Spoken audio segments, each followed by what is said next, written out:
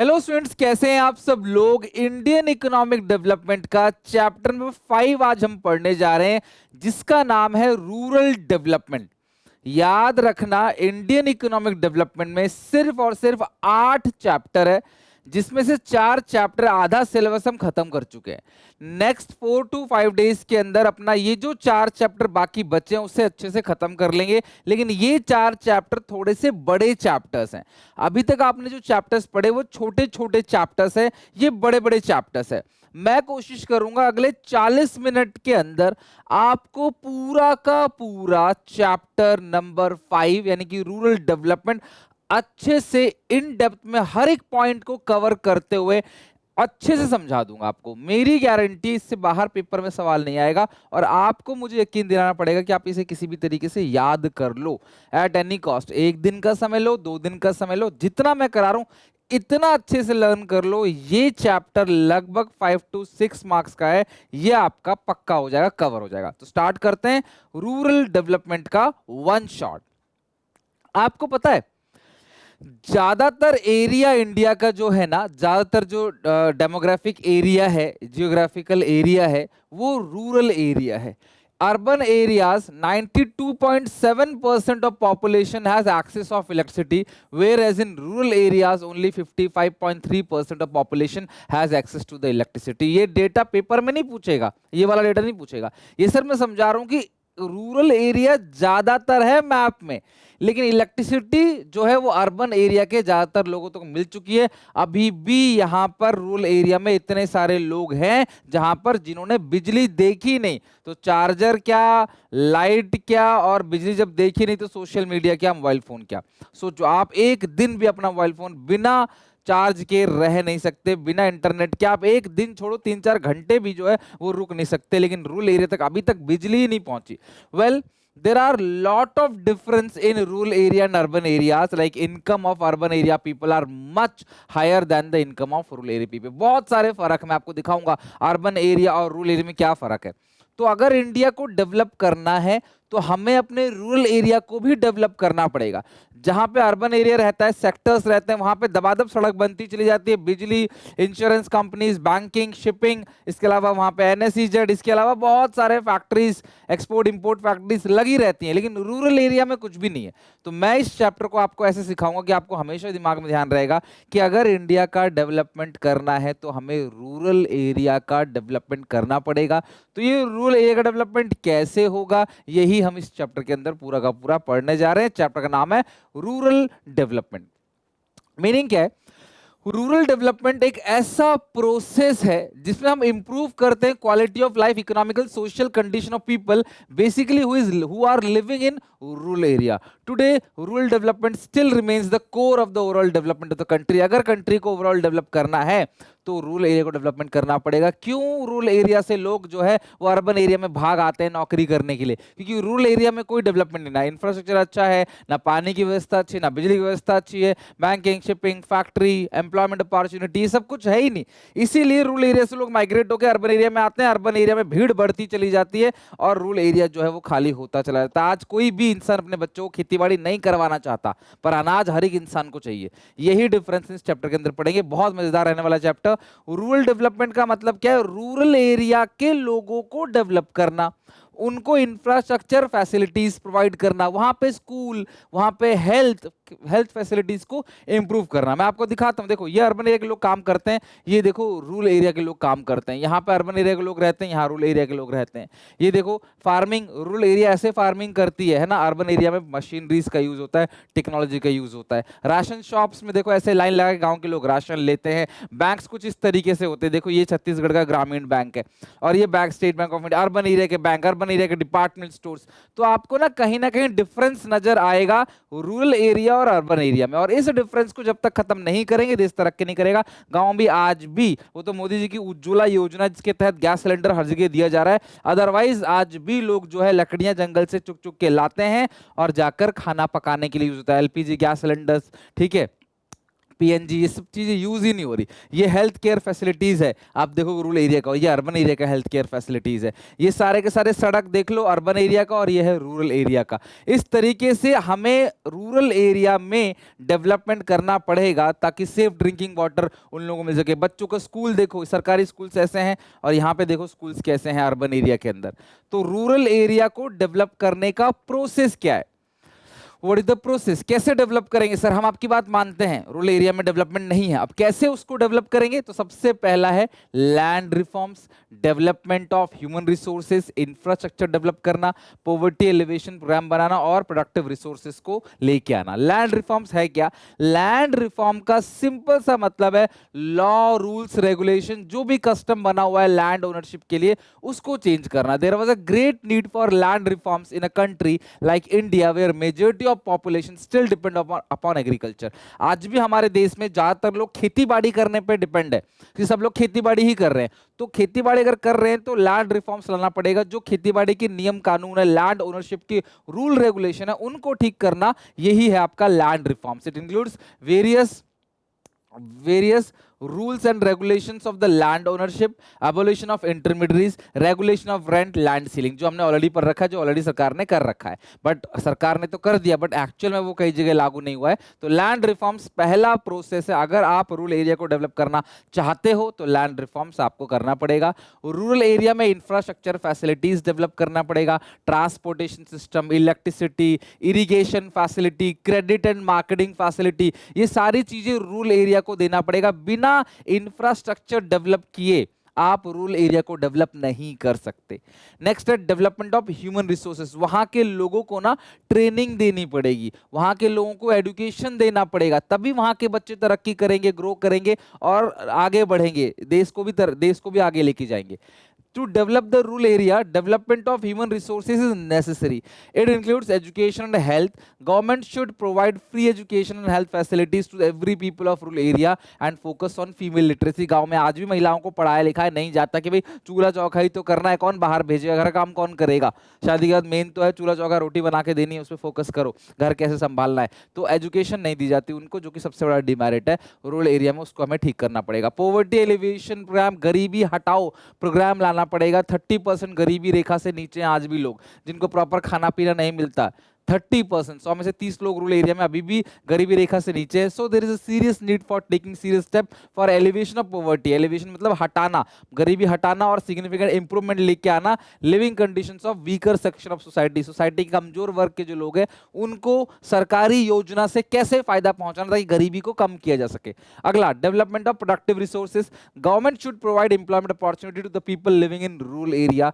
सरकार कारखाने सारे अर्बन एरिया में खोलती है, तो रूरल एरिया में कारखाने खोलने चाहिए, लोगों को सब्सिडी देनी चाहिए, फैक्ट्री ओनर्स को लोन देना चाहिए, लो रेट पे बिजली देनी चाहिए, ताकि वहां पे वो कारखाने खोलें, ताकि गांव के लोग उसी कारखाने में काम करें, ना कि वो छोड़ के शहर चले जाएं। People should be trained for doing activity other than agriculture. Agriculture के अलावा भी बहुत सारे एक्टिविटीज है, डेयरी है, फिशरीज है, हॉर्टिकल्चर है, जिनके बारे में आगे पढ़ेंगे। उन सब पे भी काम करना चाहिए लोगों को। सब लोग खेती बाड़ी ना करके अलग अलग एक्टिविटीज भी करें, उससे अच्छी इनकम जनरेट करें। बट उसके लिए प्रोवाइड कौन कराएगा फैसिलिटी? सरकार खुद फैसिलिटीज प्रोवाइड कराएगी। नेक्स्ट टॉपिक, तो ये सारे के सारे प्रोसेस थे जिनसे हम लोग रूरल एरिया को डेवलप कर पाएंगे। Next topic is rural credit. किसी भी सेक्टर को, एरिया को डेवलप करने के लिए सबसे पहला जो सामान चाहिए, जो चीज चाहिए, जो नेसेसिटीज है, वो क्या है? क्रेडिट, पैसा। Growth of rural economy generally depend upon the funds required to development of agriculture and non agriculture activity. Agriculture मैंने बता दिया आपको, फिशरीज बता दिया, डेयरी का बता दिया, वो नॉन एग्रीकल्चर एक्टिविटी है। इन सब के लिए पैसा चाहिए।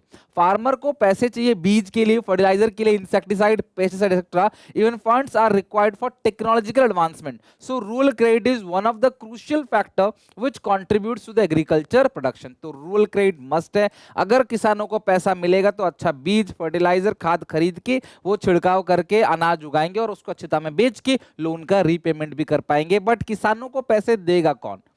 किसान मतलब गरीब, ऐसा आता है दिमाग में, बैंक्स के माइंड में। तो लोन कौन देगा? तो क्रेडिट के दो तरह के सोर्सेस हैं। पहला नॉन इंस्टीट्यूशनल सोर्सेस और दूसरा क्या है? इंस्टीट्यूशनल सोर्सेस, जहां पे उधार आप बैंकों से लेते हो।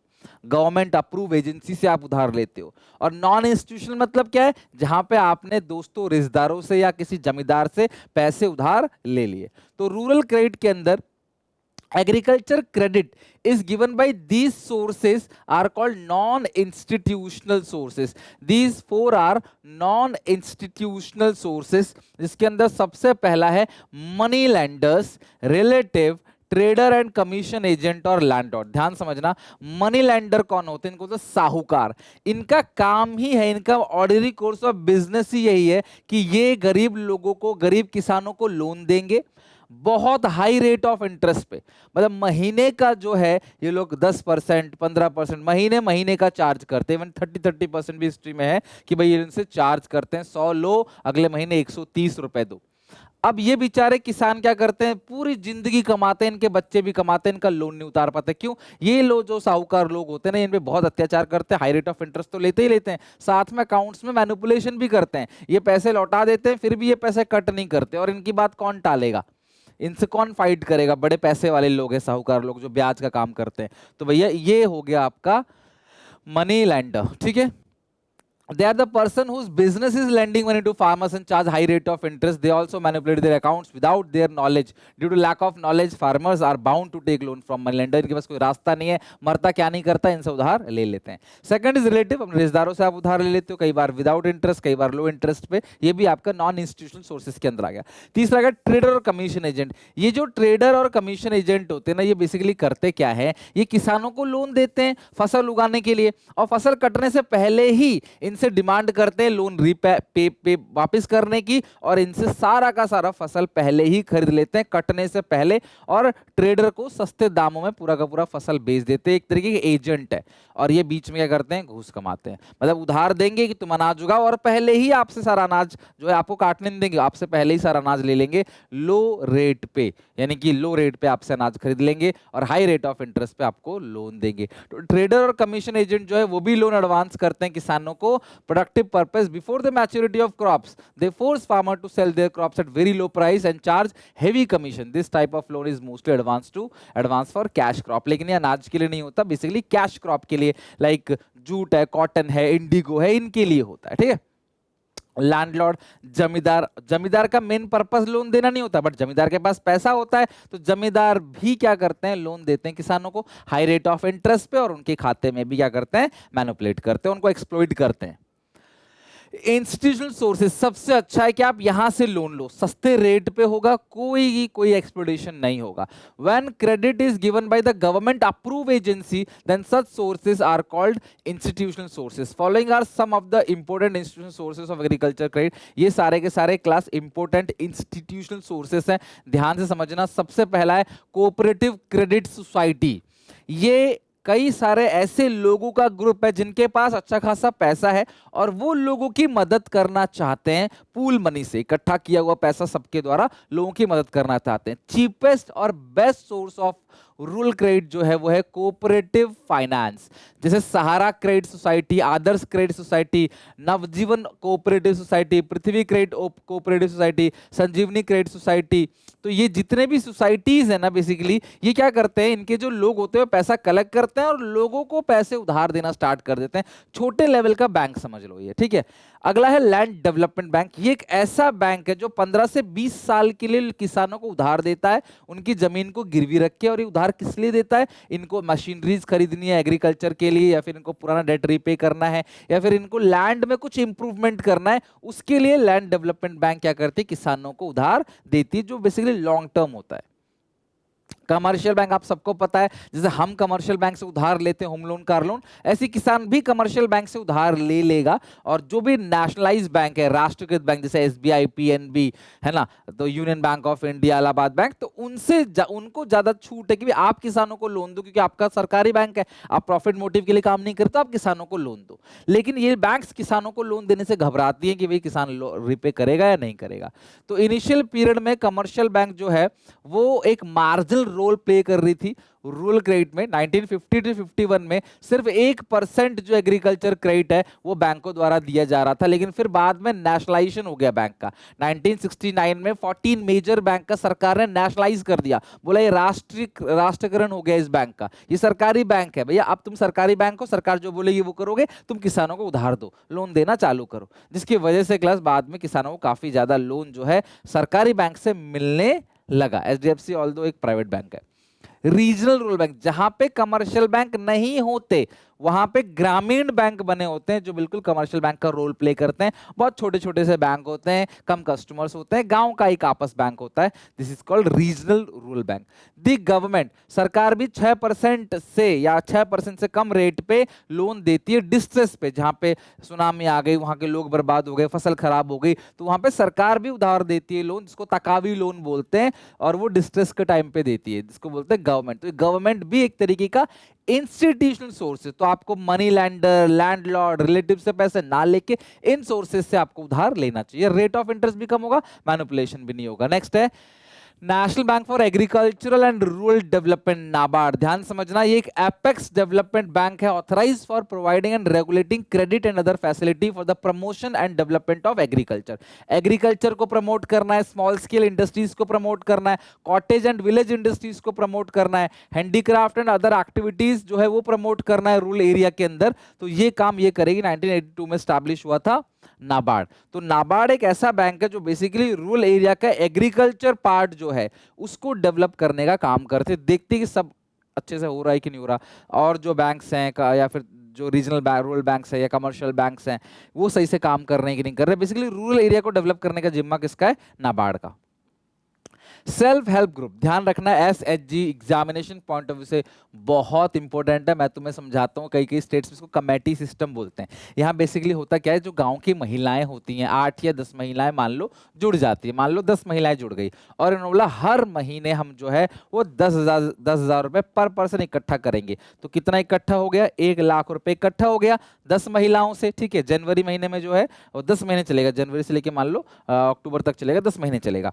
तो जनवरी महीने में 1 लाख रुपए सबसे इकट्ठा हो गया। अब ये 1 लाख रुपए किसको चाहिए लोन? जिसको सबसे ज्यादा जरूरत होगी उसको ये क्या करेंगे? लोन दे देंगे 1 लाख का, और इससे जो भी ब्याज मिलेगा वो ये सब आपस में बांट लेंगे, इंक्लूडिंग हर, उसको मिलाकर सब आपस में बांट लेंगे। तो इनको क्या करेंगे, हर महीने कुछ कुछ इनको इंटरेस्ट मिलेगा, और फिर इस बार इसका टाइम आ गया तो भाई इसको आपने उधार दे दिया, अगली बार किसको उधार देंगे, फिर 10,000 रुपए हर महीने जुटाएंगे लोग, इनको उधार दे दिया, फिर अगले महीने किसी को और को उधार दे दिया। ऐसे ही करते करते और जो सबसे लास्ट में पैसे लेगा उसको सिर्फ 1 महीने का ब्याज देना पड़ेगा, जो शुरू में पैसे लेगा उसको फिर पूरे एंड तक जो है वो ब्याज देना पड़ेगा। तो जिसको ज्यादा जरूरत है वो शुरू मिलेगा, जिसको कम जरूरत है वो लास्ट मिलेगा। This is committee system. ये वुमेन एम्पावरमेंट को प्रमोट करता है, महिलाओं में सेविंग हैबिट्स को एक तरीके से बढ़ावा देता है कि यार हर महीने 10,000 दे रहे तो एंड में आपको 1 लाख रुपए मिला और फिर ब्याज मिला, सो अलग, तो अचानक बैंक से उधार लेना नहीं पड़ेगा। तो ये एक तरीके का इनफॉर्मल क्रेडिट सिस्टम है जो बेसिकली महिलाओं को एम्पावर करता है और उनकी सेविंग हैबिट को बढ़ाता है, ठीक है। और बेसिकली जो लोन होता है ना, ये कोई बड़े इन्वेस्टमेंट पर्पस के लिए नहीं होता, loan is for consumption purpose. इन सब बातों का ध्यान रखना। Self help group are informal association of people who choose to come together to find a way to improve their living condition. Here people are helping each other. Self help group promote thrift in small portions by minimum contribution from each member. 10,000 की जगह आप 1,000 मिला सकते हो, 5,000 मिला सकते हो। From the pool money, इकट्ठा किया हुआ मनी से उधार दिया जाता है, और जो भी इंटरेस्ट होता है वो आपस में बांट लिया जाता है। Self help group has help in the empowerment of women, however the borrowing are mainly for consumption purpose। जो उधार लिया जाता है वो कंजप्शन पर्पस से लिया जाता है। तो ये जो 7 के 7 पॉइंट आपने पढ़ा इंक्लूडिंग नाबार्ड और सेल्फ हेल्प ग्रुप, ये बहुत इंपॉर्टेंट है इन इंस्टीट्यूशनल क्रेडिट के पॉइंट के अंदर। ये डायरेक्टली एक्सप्लेन करने के लिए आपसे पेपर में पूछा जा सकता है। सर अगर रूरल एरिया को डेवलप करने का एक ही सॉल्यूशन है मनी, पैसा, डेवलपमेंट, तो कहां दिक्कत आ रही है? क्यों नहीं दे रही बैंक्स पैसे? क्यों नहीं दिया जा रहा रूरल एरिया में लोगों को पैसे? किसानों को डेवलप क्यों नहीं किया जा रहा? तो प्रॉब्लम है इनसफिशिएंसी। जो हमारा क्रेडिट स्ट्रक्चर है ना और जो वॉल्यूम ऑफ क्रेडिट हम लोग देते हैं ना वो इनसफिशिएंट है कंपैरिजन टू इट्स डिमांड। अगर रूरल एरिया में 5,000 करोड़ की डिमांड है तो हम सिर्फ 1,000 करोड़ ही उधार दे पा रहे हैं लोगों को, यानी बहुत सारे ऐसे लोग हैं जिनको उधार नहीं मिल पा रहा। इनएडुकेट अमाउंट ऑफ सैंक्शन, भाई मेरे को लोन चाहिए 10 लाख का लेकिन मेरे को सैंक्शन हुआ 4 लाख, तो भैया मैं 10 लाख के काम को 4 लाख में कैसे करूंगा, तो मैं काम कर ही नहीं पाता। तो सैंक्शन का अमाउंट है वो बहुत कम है, इंस्टीट्यूशन सोर्सेज बहुत कम है, बैंक्स जैसे मैंने बोला कमर्शियल बैंक, ग्रामीण बैंक कई कई गांव में है भी नहीं, लोगों को शहर जाना पड़ता है बैंकिंग फैसिलिटी, जब बैंक ही इतने कम है, आपके गांव में बैंक है ही नहीं तो आपको लोन कौन देगा फिर। नेक्स्ट है lesser attention to the poor farmer, जो बड़े फार्मर है, अमीर फार्मर है, वो तो काम कर लेते हैं गिरवी रख के, मॉर्गेज कोलैटरल देके, लेकिन गरीब किसान बेचारे फंस जाते हैं, उनका डेवलपमेंट हो ही नहीं पाता। ग्रोइंग ओवरड्यू, बैंक्स भी किसानों को लोन देने से कतराने लगी हैं, बैंक को लगता है कि किसान की हैबिट बन गई लोन लेने की और फिर ना पे करके हड़ताल करने की, सड़क पर बैठने की और सरकार से डिमांड करने की हमारे लोन की माफी करो। तो ये सोच कर किसान जो है, किसानों को बैंक्स लोन देना भी बंद कर रहे हैं क्योंकि ओवरड्यू जो है वो बढ़ता चला जा रहा है। ओके ये सारे प्रॉब्लम्स हैं रूरल क्रेडिट सिस्टम के अंदर। These are the criticism of rural credit system, ध्यान रखना जो हमने अभी पढ़ा। These are the criticism of rural credit system. Now agricultural marketing system, ध्यान समझना, एग्रीकल्चर मार्केट सिस्टम। अब ये क्या है अच्छे से समझना क्योंकि ये पॉइंट बहुत इंपॉर्टेंट है एग्जामिनेशन पॉइंट ऑफ व्यू से। The agriculture market system refers to system through which agriculture product reach to our tables. कहां जाके किसी स्टेट के अंदर अनाज उग रहा है, फ्रूट्स उग रहे हैं, वेजिटेबल्स उगाए जा रहे हैं और वो हमारी टेबल तक पहुंचते हैं, तो कैसे कैसे पहुंचे होंगे भाई, वहां से यहां तक जो भी कुछ हो रहा है वहां से यहां तक, जिसकी वजह से हमारे अनाज हमारे टेबल तक, हमारे प्लेट तक पहुंचता है। This system is called agricultural marketing system. चाहे पैकेजिंग हो, लेबलिंग हो, ट्रांसफर करना हो, उसके बाद फसल की अच्छे से मैन्युफैक्चर या फिर वो मशीनों में डाल के उसको खाने लायक बनाना हो, जो भी काम हो रहा है वो सब कुछ किसके अंदर आ जाता है, एग्रीकल्चर मार्केट सिस्टम के अंदर आ जाता है। किसानों को प्रॉब्लम क्या फेस करना था करता था पहले गांव के लोगों को, मैनिपुलेशन बाय बिग ट्रेडर। तो सबसे पहली बात, जो बड़े बड़े ट्रेडर्स है ना वो मैनिपुलेट करते, वो किसानों से अनाज सस्ते दाम पे लेते थे और फाइनल कंज्यूमर को महंगे दाम पे बेचते थे। आज मैं 20 रुपए किलो आलू खरीद रहा हूं लेकिन जो आलू बेच रहा है वो 5 रुपए किलो आलू बेच रहा है, उसको थोड़ी पता है कि आगे वो 20 रुपए का बेच रहे हैं, उनको लगता है यार 8 का 10 का बेचेंगे। तो जो ट्रेडर्स है ना वो मैनिपुलेशन करते थे, धांधलेबाजी करते थे, किसके साथ, किसानों के साथ। किसानों को मार्केट की इंफॉर्मेशन नहीं थी, किसान सोचता भैया अब अनाज उग गया है अब स्टोर कहां करेंगे, आलू को स्टोर किया सड़ जाएगा मान लो गर्मी में आलू, तो क्या करेंगे, तो वे बेचो जैसे तैसे सस्ते दाम में बेच दो, ये फायदा उठा देते और ये सारा नुकसान करते थे फार्मर्स का। एग्रीकल्चर मार्केटिंग को इंप्रूव कैसे किया जाए, ध्यान समझना कौन कौन से तरीके हैं जिनसे एग्रीकल्चर मार्केटिंग इंप्रूव किया जाएगा। मोस्ट इंपोर्टेंट टॉपिक है एग्रीकल्चर मार्केटिंग सिस्टम के अंदर। सबसे पहला है मार्केट को रेगुलेट कर दो। पहले क्या होता था, यूनियन होता था ट्रेडर्स का, वो कहता था भैया मार्केट में बहुत कम में दाम बिक रहा है, अपना सारा अनाज हमें कम दाम में दे दो, और वहां पे वे में भी घपला कर देते, वेट में भी, मान लो 5 टन खरीदा तो 4 टन दिखा दिया, घपलेबाजी कर दी। तो इसीलिए सरकार ने क्या करा कि भी मार्केट को रेगुलेट कर दो। Regulation of market is required to create orderly and transparent marketing condition. In regulated market sale और परचेज जो भी होगा ना वो चेक करेगी एक मार्केट कमेटी। मार्केट कमेटी के अंदर रिप्रेजेंटेटिव होंगे सरकार के भी और किसानों के भी और ट्रेडर के भी। मतलब ट्रेडर अपनी मनमानी नहीं कर सकता, कुछ लोग ट्रेडर के होंगे, कुछ लोग सरकार के होंगे, कुछ लोग होंगे फार्मर्स के, और सब मिलके रेट डिसाइड करेंगे कि भैया आज मंडी में आपका सारा का सारा अनाज, सब्जियां, दाल किस रेट पे लेना है, किस भाव में लेना है। यहाँ पे ट्रेडर घपलेबाजी नहीं कर सकता कि भैया मार्केट में आगे तो बिक ही नहीं रहा, हम तो इतने में लेंगे नहीं तो तुम्हारा सड़ जाएगा, ऐसा नहीं कर सकता। और किसान भी ये नहीं कर सकता कि भैया हम नहीं देंगे आपको, हम तो इतने में देंगे, हम आपको देंगे ही नहीं, कम से कम इतना दो, ये भी नहीं कर सकते। तो सरकार एक मतलब कि कमेटी बनाती है, मार्केट कमेटी। उस कमेटी का काम होता है डिसाइड करना, पॉलिसीज को अडॉप्ट करना, ताकि किसानों का फायदा हो, साथ में कंज्यूमर का भी हो, साथ में ट्रेडर का भी हो। तो मार्केट को रेगुलेट कर देना, नियंत्रण में लेके, ऐसे पंखे का रेगुलेटर होता है ना, पंखे को नियंत्रण में लेके आता है, स्पीड कितनी रखनी है, मार्केट कमेटी का काम है मार्केट को रेगुलेट करना, ताकि अनरीजनेबल कोई भी चीज ना हो, किसानों का ना नुकसान हो ना किसी का। अगला है इंफ्रास्ट्रक्चर फैसिलिटी। आप गांव में सड़क की व्यवस्था अच्छी रखोगे तभी तो अनाज जो है किसान इजीली मार्केट तक ले जाके बेच पाएंगे।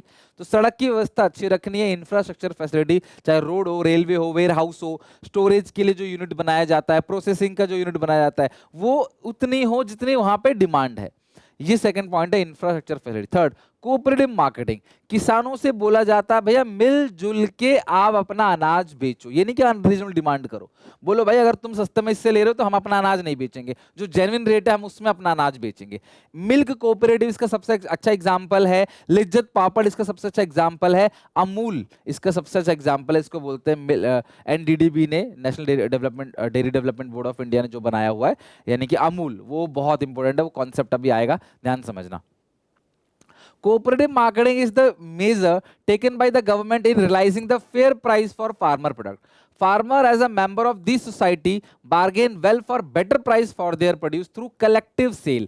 कि भैया हम सब मिलके बोल रहे हैं भैया हम तो अनाज इस रेट पे देंगे, आप किसी का पागल नहीं बना सकते। Milk cooperative in Gujarat have been very successful in transforming the social and economic condition of Gujarat and some of the other part of the country. Story of Asia's largest dairy industrial Amul, the taste of India, सबने अमूल का product कभी ना कभी life में use किया होगा, उसी को बोलते हैं मिल्क कोऑपरेटिव। इसके बाद इंडिया मिल्क प्रोड्यूसर में नंबर 1 पे आ गया था, मिल्क प्रोड्यूसर में। डिफरेंट पॉलिसी इंस्ट्रूमेंट एग्जामिनेशन के लिए बहुत इंपॉर्टेंट है। अब सरकार जो है वो किसानों से अनाज खरीदती है सस्ते दाम में, मतलब अच्छे दाम, सस्ते दाम में नहीं बोलेंगे, अच्छे दाम बोलेंगे। मतलब कि किसान कहती है कि तुम्हारा अनाज, किसान को सरकार कहती है तुम्हारा अनाज कितने में बना है, 100 रुपए में बनाया ना, तुम्हारा अनाज 100 में उगाया है तुमने, खर्चा 100 का आया है, हम तुमको 150 रुपए देंगे, आप अपना सारा अनाज हमें दे दो। किसान कितना सेफ है आज, किसान को डर नहीं है एमएसपी की वजह से। मिनिमम सपोर्ट प्राइस जिसके लिए काफी ज्यादा हंगामा पंजाब दिल्ली वाले एरिया में हुआ था, किसान सड़क पे कई कई महीने बैठे रहे। सरकार ने बोला भैया कि ये एमएसपी सरकार लेके आई कि किसानों को उनके अनाज का अच्छा दाम मिलेगा, यानी कि लागत से 50% ज्यादा पैसा मिलेगा, तो किसान सेफ है कि अनाज उगा के हमारा अनाज बर्बाद नहीं होगा, हमें इतना पैसा मिलेगा ही मिलेगा, दैट इज कॉल्ड एमएसपी। अब सरकार ये सारा अनाज लेके राशन बांट रही है गरीबों को, वॉर की सिचुएशन में यूज करेगी, जहां पे जिस स्टेट में पैदावार अच्छी नहीं हो, फसल नहीं, वहां पे यूज करेगी। ओके, मिनिमम सपोर्ट प्राइस है क्या, to protect the interest of farmer government fix the minimum support price of the agriculture product like wheat, rice, maize, cotton, sugar cane, pulse etcetera. Such price may be regarded as a offer price at which the government is willing to buy any amount of food grain from the farmer. सरकार कहती है हम ले लेंगे भैया, तुम tension मत लो, तुम्हारा अनाज कोई नहीं खरीद रहा ना, मत लेने दो, हम तुम्हारा अनाज लेंगे, अच्छे दाम में लेंगे। किसानों को फायदा पहुंचाने के लिए एमएसपी सरकार लेके आई। सरकार उस अनाज का बफर स्टॉक मेंटेन करती है। The food corporation of India FCI purchase wheat and rice at the minimum support price to maintain buffer stock. Buffer stock is created in the years of surplus production, जहां production अच्छी हुई सरकार buffer maintain करती है और shortage के time पे उस पैसे को यूज करती है, जहां पे नेचुरल कैलामिटीज आ गई उस पैसे को वहां पे यूज किया जाएगा। ये सप्लाई और प्राइस स्टेबिलिटी सरकार मेंटेन करती है, कहीं ज्यादा महंगा ना हो, सप्लाई सरकार बढ़ाती है अनाज की, कहीं यहाँ अनाज नहीं हुआ तो सरकार उसी बफर स्टॉक में से अनाज की सप्लाई करती है। अगला है PDS, public distribution system. MSP, buffer stock, PDS, ration की दुकानें। The public distribution system in our country operate through a network of ration shop and fair price shop.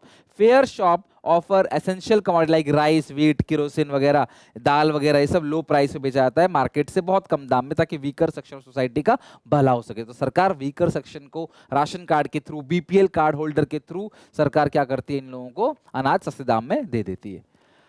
Emerging alternative marketing challenge. अब यहाँ पे जो किसान है आज की डेट पे बहुत फायदा कमा रहा है। पहले बीच में ब्रोकर्स होते थे, लेकिन आज किसान डायरेक्टली कंज्यूमर के साथ डील कर रहा होता है। मतलब मैं अगर किसान हूं, मैं सीधे अपने फ्रूट्स जो है जो बाग में उगा रखे हैं वो डायरेक्टली मैं ग्राहक को बेच सकता हूँ, आज ये सिस्टम है। इसके अलावा जितने भी एमएनसीज हैं बड़े, McDonald's, Subway, burger king, KFC, ऐसे बहुत हैं और भी बहुत है।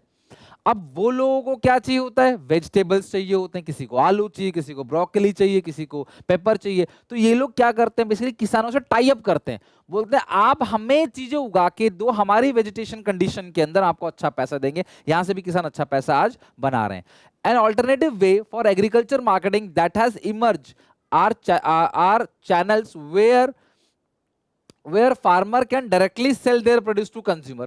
These channels are अपनी मंडी पंजाब, हरियाणा, राजस्थान की, आदासपुर मंडी पुणे में है, रिजू बाजार जो है वो fruit and vegetable market of Andhra Pradesh है, उजावर सैंडीज तमिलनाडु का है। Number of national MNC chain are joining with farmers by helping them to produce better quality of farm products by providing seeds and other inputs at certain price. In this way farmer will have to larger market of their produce and will have reduce the price risk. किसान safe रहता है, price risk कम हो जाता है और larger market market को cover करता है कि भाई ठीक है यार, आप अगर मैकडी के फ्रेंच फ्राइज की बात करो जिस आलू से बन रहे हैं, अगर आप वो आलू उगा रहे हो, सोचो आप कितना बड़े स्केल पे अपना बिजनेस आप कर रहे हो, और उनका टेस्ट आपको सेम मिलेगा। मैकडी का जो फ्रेंच फ्राइज है, बर्गर है, उसका टेस्ट ऑल ओवर इंडिया में कहीं भी खाओ आपको बिल्कुल सेम मिलेगा, क्योंकि वो नो हाउ है, पेटेंटेड है।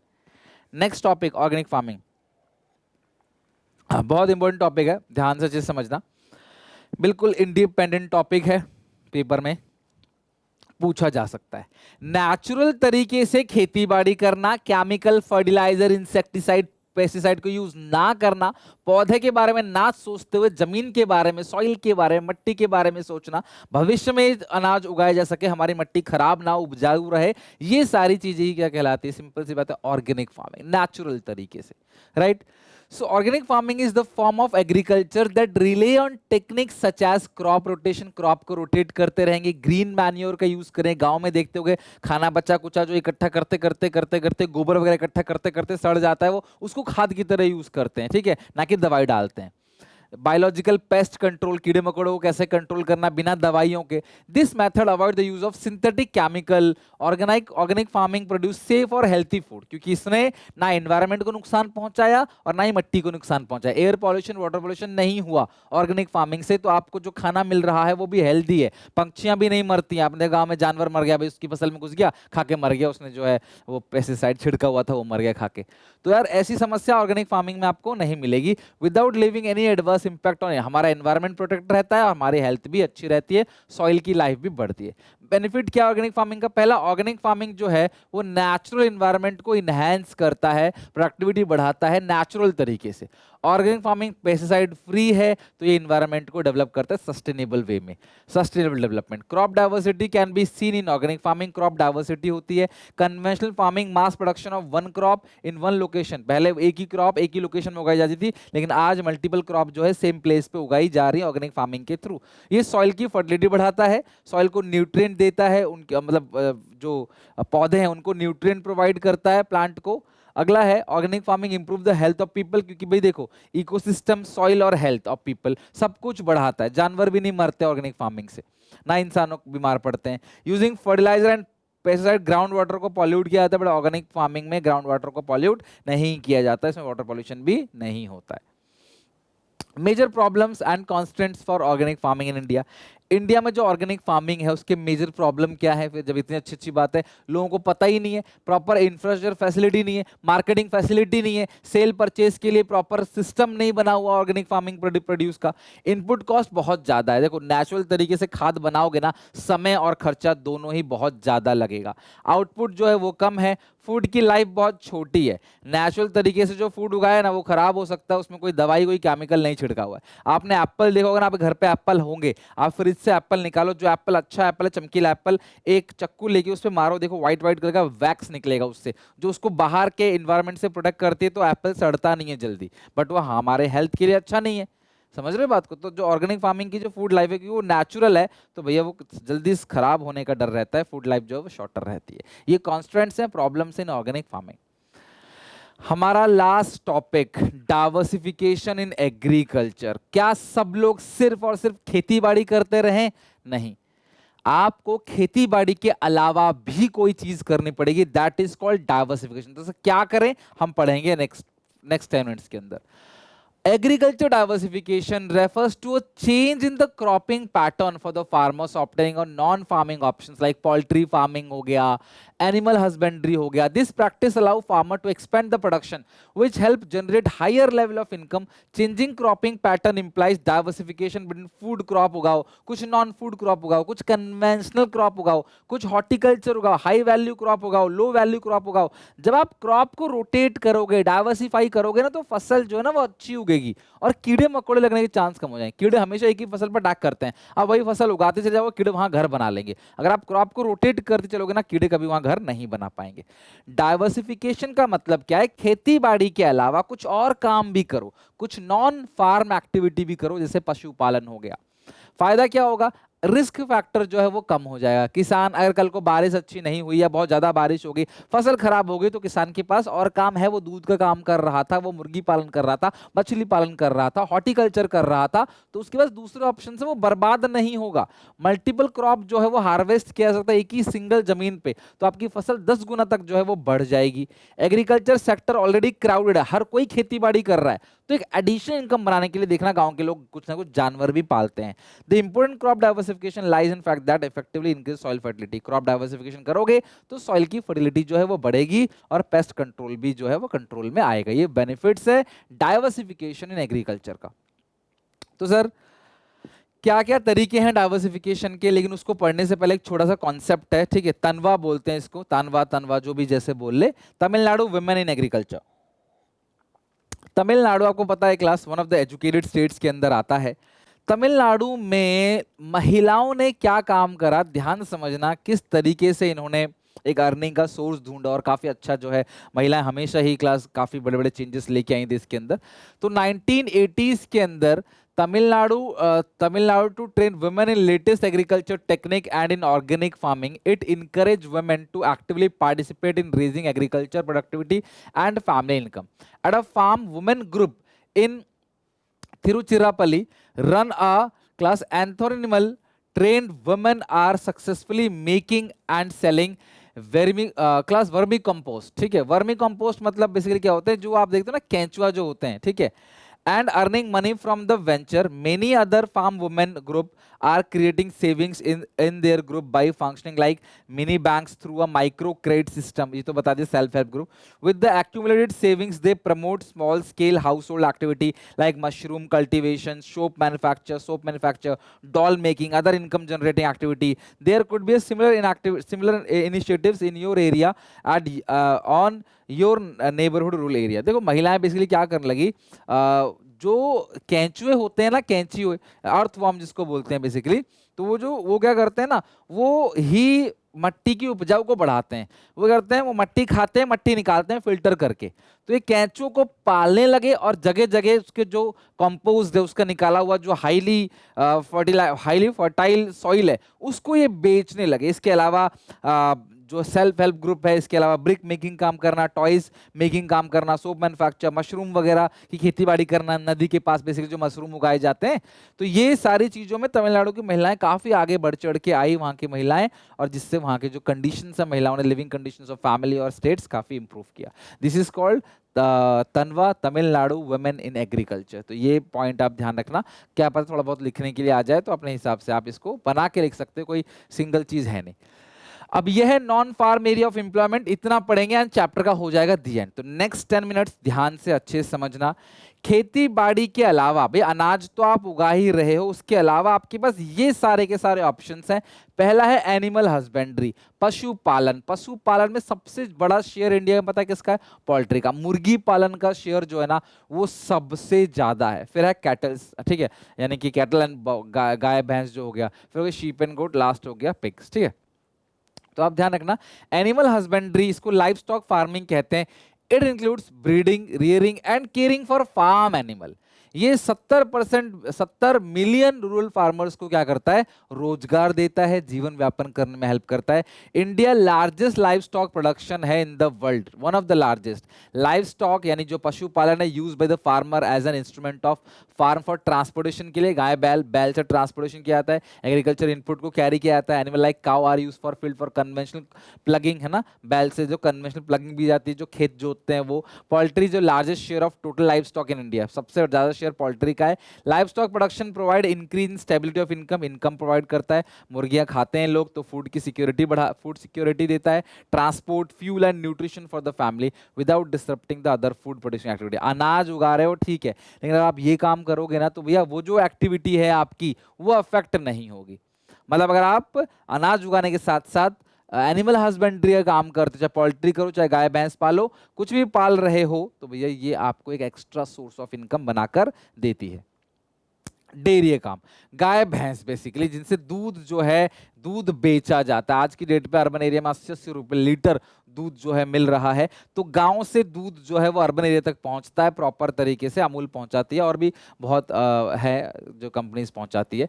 ये ब्रांच वो एग्रीकल्चर का ब्रांच है ब्रीडिंग रेजिंग और यूटिलाइजेशन ऑफ डेयरी एनिमल, जो बेसिकली काउ बफेलो की बात चल रही है, डेयरी प्रोडक्ट बनाया जाता है। और इसमें एक ऑपरेशन फ्लड चालू किया गया था, ध्यान रखना, ऑपरेशन फ्लड जिसको व्हाइट रेवोल्यूशन बोलते हैं, 1970 में नेशनल डेयरी डेवलपमेंट बोर्ड ने शुरू किया था, expert guidance of doctor Verghese Kurien, ठीक है, वर्गीस कुरेन, है ना, वर्गीस कुरेन ऐसे पढ़ेंगे इसको।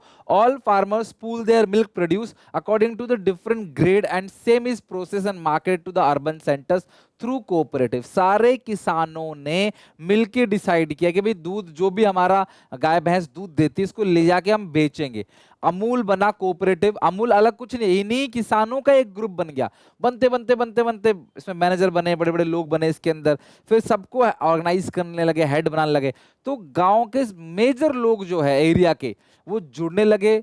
जो भी दूध आ रहा था, जो भी दूध वो काट रहे थे, उन दूध को जो है इनको देने लगे। ये लोग क्या करने लगे, अर्बन एरिया में जहाँ गाय भैंस लोग नहीं पालते, उनके जो कंजप्शन है उनको पूरा करने लगे, इनको पैसे मिलने लगे। The farmer are assured for a fair price and income, farmers को अच्छा पैसा मिला after successful implementation of operation flood. इसी को ऑपरेशन फ्लड बोलते हैं, व्हाइट रेवोल्यूशन बोलते हैं। गुजरात जो है वो वर्ल्ड में नंबर 1 पे आ गया मिल्क प्रोडक्शन में।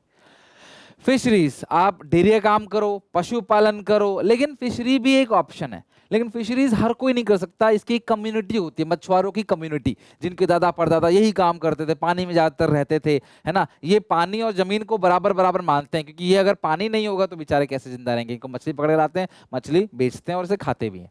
With the increase in population, burden on land has increased. Fishery have become an important non-farm area like Kerala, Maharashtra, जो भी तटीय क्षेत्र है, तमिलनाडु में, मुंबई में भी, गुजरात में भी, जो भी समंदर के पास पास के एरिया, वहाँ पे काफ़ी लोग जो है फिशरी से काम करते हैं, मछली पालन काम करते हैं, अपनी जान को जोखिम में डाल के समंदर में जाते हैं, कई कई दिन बाद आते हैं, मछलियाँ पकड़ के लेके आते हैं। काफ़ी रिस्क होता है, काफ़ी कर्जा है इनके ऊपर, जीडीपी में भी कुछ खास कॉन्ट्रीब्यूट नहीं करते, और इनकी फैमिली ज़्यादातर अनएजुकेटेड होती हैं, ठीक है।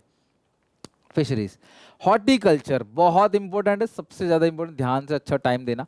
हॉर्टिकल्चर एक ऐसा आर्ट और साइंस है जहां पे फ्रूट्स और vegetables, tuber crop like flower, medicinal and aromatic plant, different type of spices, plantation crop, over time there has been a substantial increase in the area under these crop. The crop play a vital role in providing food and nutrition. Beside providing opportunities for the employment, economic condition of many farmer engaged in horticulture has improved. ये सारी चीजें, tuber crop हो गया, ठीक है, ये सब चीज क्या है, हॉर्टिकल्चर, फ्लावर्स, वेजिटेबल्स, फ्रूट्स। इसके अलावा जो बी कीपिंग होती है ना, मधुमक्खी को भी पाला जाता है ताकि मधुमक्खी शहद बनाए और वो शहद आगे बेचा जाता है। शहद की आपको पता है कितना ज्यादा मतलब कमी है। So these are all called, bee keeping are also called in horticulture. तो इसमें पैसा भी अच्छा है और ये non farm area of employment है। राइस और व्हीट से कोई इंपैक्ट पड़ेगा ही नहीं इसके अंदर। Presently, India is the second largest producer of fruits and vegetables in the world. We are emerging leading producer of mango, banana, coconut, cashew nut, etc. For enhancing the role of horticulture, more investment should be made. सरकार को ज़्यादा investment करना चाहिए, infrastructure, facility, cold storage system हो, electricity system हो, market linkage, इसको improve करना चाहिए। और हॉर्टिकल्चर वुमेन एम्पावरमेंट को भी काफ़ी प्रमोट करता है, वुमेन एम्प्लॉयमेंट को भी बढ़ावा देता है। महिलाएं काफ़ी ज़्यादा काम करती है इसके अंदर, ट्यूबर क्रॉप के अंदर, मेडिसिनल, तुलसी, एरोमेटिक प्लांट जो होते हैं, सुगंधित जो दवाइयां बनती है जिससे, ठीक है, ये सब, ये बी कीपिंग है, ये भी किसके अंदर आता है, हॉर्टिकल्चर के अंदर आता है, ठीक है, मधुमक्खी पालन। अच्छा, उसी तरीके से जैसे व्हाइट रेवोल्यूशन आपने पढ़ा है ना, जो मिल्क, बेसिकली मिल्क के लिए होता है, उसी तरीके से ग्रीन रेवोल्यूशन पढ़ा आपने राइस और व्हीट के लिए। एक और रेवोल्यूशन है गोल्डन रेवोल्यूशन।